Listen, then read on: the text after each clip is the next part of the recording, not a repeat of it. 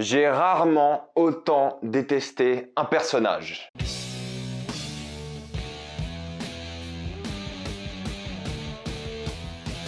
The Boys saison 3 épisode 8. Contrairement à d'habitude, il n'y aura que des spoilers dans cette vidéo, donc si vous n'avez pas vu l'intégralité de la série The Boys, ne regardez pas cette vidéo maintenant et revenez après avoir vu la saison 3. J'ai fait la critique de tous les épisodes de The Boys, de la saison 3, j'en ai parlé en détail, il y avait vraiment beaucoup de choses à dire dans cette saison, c'est une saison que j'ai beaucoup aimée, très qualitative et c'est un finale qu'on attendait beaucoup. J'ai aussi hier fait une vidéo qui parle de la politique de The Boys, parce qu'il y a plein de gens qui disent que The Boys n'est pas politique, et je devais refaire un point, et aujourd'hui ça prouve encore une fois, juste avec ces images-là, que la série est extrêmement politique, et juste avec le contenu aussi, même s'ils sont plus concentrés sur le côté super-héros, c'est vrai que la politique revient beaucoup à la fin. Mais c'est un finale que je peux voir décevoir pas mal de personnes, parce que je pense que beaucoup de personnes s'attendaient à énormément d'action, un climax épique. C'est pas vraiment le cas, voilà, c'est la durée habituelle, ils ont pas fait plus de temps que d'habitude, c'est 1 heure, ils ont fait ce qu'ils savent faire de bien, et moi ce que j'attendais c'était pas forcément l'action de partout, mais c'était de savoir dans quelle direction allait aller la série justement, et un peu avoir quelques surprises. Et j'ai pas été déçu, j'étais assez surpris par cet épisode. Je trouve qu'ils l'ont joué un peu safe aussi à certains moments, faut être honnête, mais globalement, je trouve que c'était un très bon épisode. Et l'enchaînement épisode 6, 7, 8 était vraiment excellent. Et ce que j'aime beaucoup, c'est la manière dont les actions des personnages durant cette saison ont des vraies conséquences durant cet épisode. On en parlera. Pour parler de la mise en scène, c'est encore une fois filmé de manière très efficace, les scènes d'action sont vraiment lisibles. Il y a juste un moment, lorsque Homelander arrache l'œil de Maeve, que je trouvais ça un peu maladroit, pas très bien filmé, et un cut assez étrange. Pourtant, ils ont les effets spéciaux et peut-être le temps pour faire ce genre de scène. Le moment était assez bizarre, mais globalement c'est vachement bien. Encore thématiquement ça parle de politique, ça on le connaît, mais c'est concentré plus sur l'aspect familial de la chose et plutôt sur la relation père-fils. Et là on s'attendait tous à une relation père-fils, Homelander, Soldier Boy comme étant le cœur de cet épisode. On pensait même qu'ils allaient faire équipe, on en parle après, mais c'est vrai que le cœur de cet épisode là a été Ryan, qui sort un peu de nulle part au début et qui change vraiment tout l'épisode, et on en parlera après. Le nombre de personnages qui ont un problème avec leur père est quand même assez affolant. Pour parler des acteurs, évidemment Anthony Starr est toujours et encore spectaculaire, voilà, c'est un acteur, faut même plus le dire, mais je le dis quand même à chaque fois parce qu'il faut quand même le rappeler. Mais c'est Jensen Ackles qui m'a beaucoup étonné durant cette saison parce que j'ai beaucoup aimé son jeu. Je trouve qu'il avait le droit à une petite scène émotion et c'était vachement bien, et ça a permis d'avoir une confrontation vraiment spectaculaire par le jeu de ces acteurs-là. Mais avant d'en parler, comme prévu, Ashley est devenue Gollum, voilà, elle s'est transformée en quelqu'un qui n'a plus de cheveux. En même temps, elle est à bout avec ses médocs, le stress et tout, elle en peut plus. Mais j'adore la manière dont Homelander l'a humilié parce que c'est exactement ce qu'il fait. La même manière qu'il l'humilie de Deep juste après en lui disant qu'il a couché avec une pieuvre. Il adore humilier les gens, ça c'est fou, et Ashley est vraiment au bout du rouleau. Vought est vraiment dans la merde là pour le coup, même si tu vois à la fin que Vought survit. Là, la saison 4 va vraiment se diriger plus sur la politique que sur Vought, et j'ai l'impression qu'ils vont tous avoir des partis un peu indépendants. On en reparle après. J'ai bien aimé les conséquences concernant Frenchie sur la saison 3, c'est-à-dire qu'il est redevenu complètement addict à la coke et des choses comme ça, et la relation avec Kimiko n'est plus essentielle. J'aimerais bien qu'on se dirige vers d'autres arcs scénaristiques pour ces personnages-là, les deux. Kimiko a retrouvé ses pouvoirs, son côté bestial, Frenchie qui a été blessé un peu de manière aléatoire durant le combat final, qui fasse aussi autre chose quoi. J'aime bien ce qu'ils vivent, mais tu vois que leur amour devient de plus en plus impossible, et c'est vrai que j'aimerais bien qu'ils fassent autre chose durant la saison 4. S'ils continuent cet arc, ok, j'aimerais bien qu'ils fassent autre chose, peut-être Frenchie deviendra un leader, j'en sais rien. Là les boys sont plus une démocratie comme ils disaient à la fin, mais Kimiko j'aimerais bien qu'on lui trouve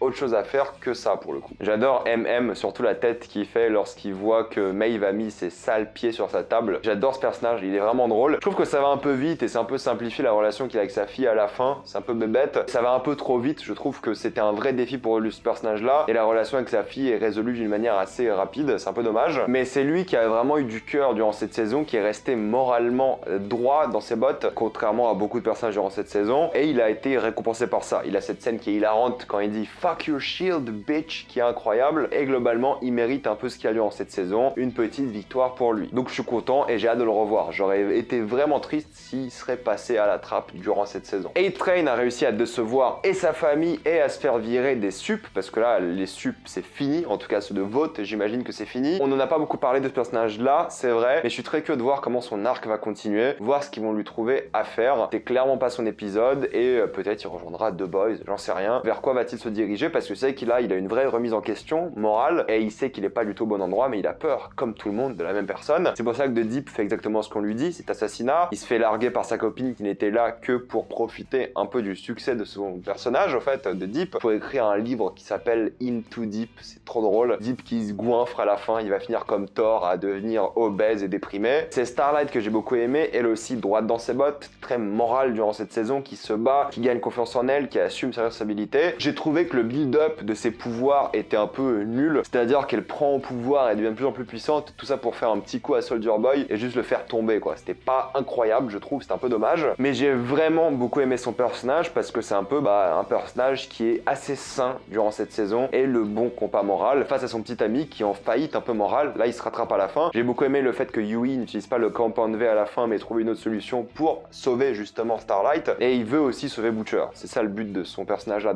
durant cet épisode. Il veut sauver Butcher parce que Butcher a voulu le sauver. Et Butcher, c'est vrai que oui, c'est le personnage qui est moralement en faillite pour le coup. Lui, il a toujours fait les mauvais choix. Il a été puni, il a pas eu ce qu'il voulait au final. Il a en soi échoué dans sa mission et au final, il va bientôt mourir. Je sais pas si ça sera possible de le sauver via du compound vie, on va dire permanent. Mais oui, il a fait les mauvais choix moraux et il a été puni. Il a échoué sa mission et il va bientôt mourir et tout le monde le déteste. C'est clairement pas lui qui va maintenant diriger les boys. Black Noir, c'est vrai qu'on avait beaucoup de théories sur lui. On se demandait vraiment qui est-ce qui va aider dans cet épisode, de quel côté il va être, et de manière assez surprenante, il se fait quand même tuer au tout début. Il y passe assez vite, c'est vrai, d'une manière assez satisfaisante étonnamment, parce que c'est légitime la manière dont il est mort. On l'a tous un peu vu venir. Du moment que j'ai vu Homelander lui faire un câlin, j'étais sûr qu'il allait y passer quoi, c'était évident. Et la manière dont ils ont réussi à retranscrire ses pensées via des dessins animés, je trouve que c'était extrêmement efficace. Et j'étais assez ému. Tu sais que c'est un meurtrier, un assassin, mais voilà, c'est ça la force de The Boys, c'est qu'ils te font ressentir des émotions pour des personnages assez ignobles. Tu sais que tu devrais pas les ressentir, mais c'est ça aussi la bonté de la série, la qualité, c'est de te faire ressentir ce genre d'émotions. Et j'étais évidemment triste pour Black Noir. Il a même pas eu le temps de se battre, mais quand il pense, c'est vrai qu'il aurait pas fait l'enfeu. Et du coup, sa mort nous posait encore plus de questions, parce que le combat final, on savait pas du tout à quoi il allait ressembler. Mais c'est vrai que lui n'a pas le droit à une sorte de montage vidéo à la fin, donc Vought n'a pas officiellement annoncé qu'il était mort. Peut-être ils vont mettre quelqu'un d'autre dans le costume, peut-être un autre Black Noir, juste pour gérer un peu plus les problèmes, ou alors ils ont juste pas eu le temps de montrer ça à l'écran pour l'instant. Mais c'est vrai que oui, Black Noir, ce sera un personnage qui reviendra. Je pense peut-être qu'il a survécu. Il s'est fait écraser son cerveau. Je pense qu'il peut survivre avec ses tripes à l'air, mais c'est pas sûr, honnêtement. Je pense que c'est la fin de ce personnage-là et ça me dérangerait pas que ce soit le cas. Limite, j'aimerais bien que quelqu'un d'autre vienne être le nouveau Black Noir, qui soit un faux Black Noir. Ça serait intéressant. Évidemment, j'ai beaucoup aimé le retour de Maeve parce que c'est un personnage qu'ils avaient pas beaucoup exploité, mais elle est revenue en force. J'aime beaucoup que lors de sa fausse mort, ils disent quand même qu'elle était lesbienne alors que c'est pas vraiment le cas. Le côté marketing immonde de la série. En plus, avec les LGBT teen qui faisaient la manifestation pour elle. Son retour fait du bien, il est cathartique même parce qu'elle arrive à affronter Homelander et à presque le vaincre. Ça fait vraiment du bien de la voir réussir. Et en plus son design, je le montrerai pas en photo parce que voilà, YouTube, sans œil était vraiment badass aussi. Mais ce que je trouve un peu dommage, c'est qu'elle ait survécu parce que toute la série on t'explique que Soldier Boy, lorsqu'il fait son explosion, il tue les supes et il peut tuer tout le monde. Et là c'est vrai qu'il a survécu, je trouve ça un peu facile, un peu dommage. C'est peut-être ma déception de ce point de vue là qu'il n'ait pas osé tuer ce personnage là parce que c'était cohérent d'un point de vue scénaristique. À chaque fois qu'il a fait ses explosions, les supes sont morts et là elle n'y passe pas. Je trouve que c'est un peu facile pour lui donner un happy ending. Je suis un peu déçu par ça, c'est vrai, et ça explique pas pourquoi elle survit. Si elle survit, qu'est-ce qui dit que Soldier Boy aurait pu tuer Homelander quoi? C'est pas logique. Mais bon, elle a envie, à la limite ça passe, disons. J'espère qu'on la reverra pas vraiment, sauf plus tard, peut-être saison 5 s'il y en a une, mais laissons-la respirer et mérite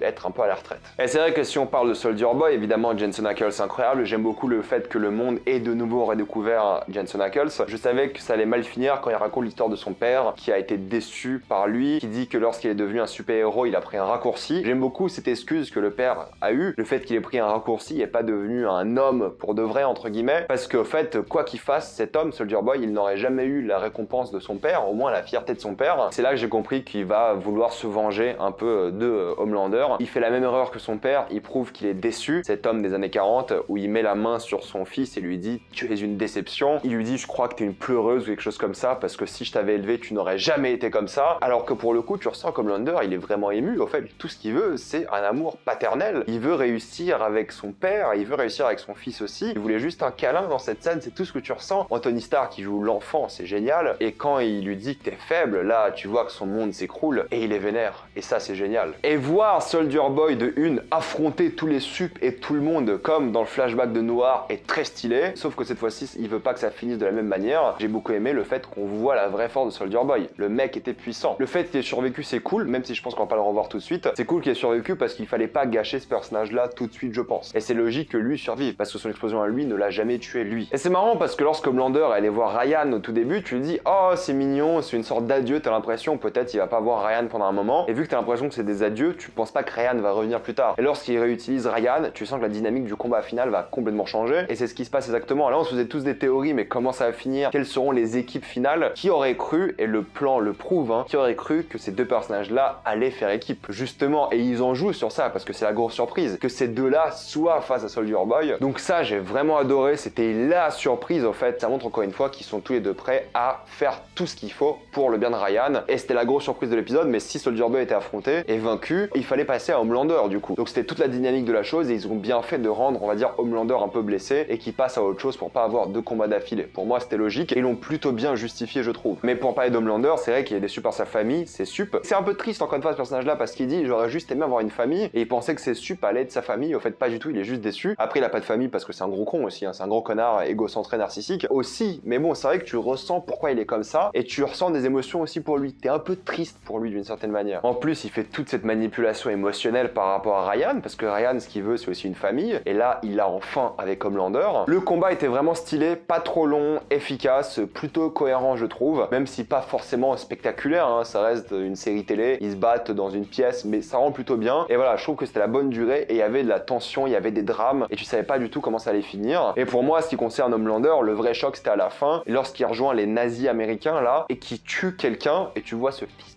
de Todd qui dit ouais là c'était à la limite qu'il ne fallait pas franchir. Il a enfin craqué Homelander, il a enfin tué un civil, il a souvent imaginé tuer des civils dans la série, il l'a enfin fait et il se fait récompenser. Les gens l'adorent pour ça et là ça prouve qu'Homelander peut démarrer une dictature. Si les gens le soutiennent en sachant que c'est le Sup le plus puissant et tuer des gens comme il veut dans la rue comme ça un civil, c'est un délire. La saison 4, ça sera un dictateur, ça va être incroyable. Avec Ryan qui sourit, oh ça va être horrible cette saison 4, j'ai tellement hâte. J'ai trouvé vraiment son développement exceptionnel dans cette série, c'est vraiment génial. Et cette conclusion de saison vraiment folle. Je pense que la saison 4 arrivera l'année prochaine. Mais ce qui va être frappant maintenant, c'est Nadia. J'ai envie de voir comment elle va être mise en valeur. Pas de retour d'Edgar. Pour le coup, j'aurais aimé qu'on parle d'Edgar, des autres Sup qu'il a créés, des choses comme ça. Mais Nadia va être vraiment importante. Ça va être vraiment quelque chose qu'il faudra surveiller. Et ça sera, on va dire, la méchante principale peut-être. Et on va voir comment, pour moi, la relation Nadia-Homelander va continuer. Parce que ça va être important. Et tout l'aspect politique qui va être super intéressant. On n'a pas vraiment reparlé du Compound V permanent aussi, c'est vrai qu'on en a beaucoup parlé durant la saison, mais il n'est pas revu dans cet épisode. Peut-être une déception de ce point de vue-là, parce qu'ils ont fait beaucoup de teasing par rapport à ça, ils auraient dû peut-être l'utiliser ou en faire quelque chose. Moi, il y a des déceptions que lorsque la série met en place des choses qui ne sont pas conclues. Ça peut très bien revenir dans la prochaine saison, mais là, ils en ont tellement parlé, il fallait le faire revenir d'une manière ou d'une autre dans cet épisode. Un personnage aurait pu hésiter à prendre du Compound V permanent, par exemple. Mais sinon, pour moi, la déception quand même de cet épisode-là, c'est que Maeve ait survécu. Pour moi, c'est pas très cohérent et ça aurait donné un punch un peu plus important. Mais sinon, tout le reste, pour moi, était réussi et ces 3 derniers épisodes de cette saison étaient vraiment spectaculaires. Rien à dire. Mettez-moi dans les commentaires ce que vous pensez de The Boys saison 3 épisode 8 et de toute cette saison. On en parlera la semaine prochaine. Tout ça dans les commentaires. Comme d'habitude, pensez à vous abonner à la chaîne pour plus de vidéos. Mettez un j'aime, ça aide beaucoup la chaîne. Suivez-moi sur tous mes réseaux et moi je vous dis à la prochaine fois. Salut à tous.